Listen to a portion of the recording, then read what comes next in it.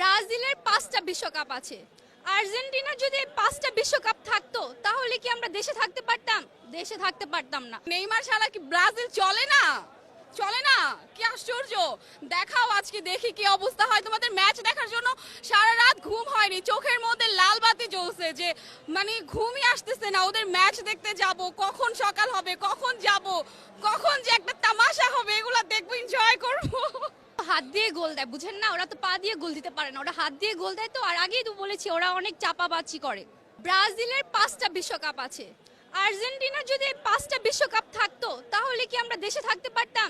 দেশে থাকতে পারতাম না। আর্জেন্টিনার মাত্র 3টা বিশ্বকাপ, এতে আমাদের দেশে থাকা মুশকিল হয়ে গেছে। ভাগ্য ভালো যে ব্রাজিলের মতো 5টা বিশ্বকাপ থাকলে আমাদের তো দেশে থাকাই মুশকিল হয়ে যেত। সো আর্জেন্টিনা ফ্যানরা রাগ করো না, তোমাদের সাথে খেলা পারলেও চাপায় পারা যাবে না। যারা জন্মের পরে কাপ নিতেই দেখে নাই তাদের সাথে আর কিসের তর্ক? কি রাগ করলা?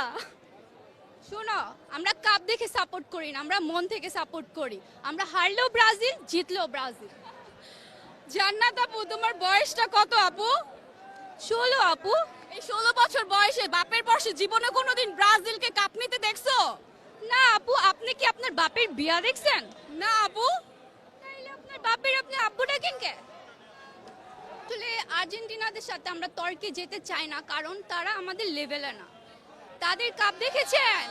তাদের হচ্ছে মাত্র 3টা কাপ। তারা যদি এতই ভালো খেলা পারতো অবশ্যই আমাদের মতো 5টা কাপ থাকতো। হাত দিয়ে গোল দিলে আর বিশ্বকাপ নেওয়া যেত না, এটা সবাই জানে। ঠিক আছে, চাপাবাজি করো বাট লিমিটে থাকো, এত বেশি চাপাবাজি করা ঠিক না। পেনাল্টি মেরে যে তোমরা যে বিশ্বকাপ নিয়েছো এটা কিন্তু সবাই জানে।